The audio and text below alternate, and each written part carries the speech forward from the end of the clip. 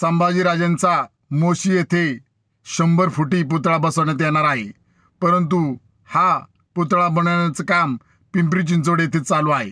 परंतु हा पुतळा तयार होण्याआधीच पुतळ्याच्या पायाच्या भागाला तडे गेल्याची माहिती समोर येत आहे। ही बाब अत्यंत लाजिरवाणी आहे।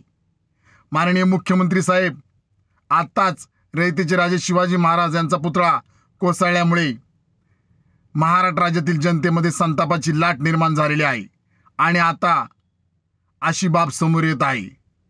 त्यामुळेच माननीय मुख्यमंत्री साहेब, तत्काळ या प्रकरणाबाबत चौकशी समिती नेमा आणि जो कोण दोषी असेल त्याच्यावर कारवाई करा, अशी मागणी रिपब्लिकन पार्टी पुणे खरात पक्ष आपल्याला करत आहे।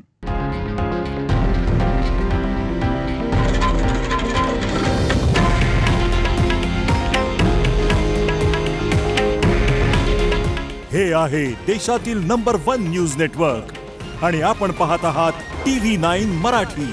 काळजी तुमची, हित महाराष्ट्राचं।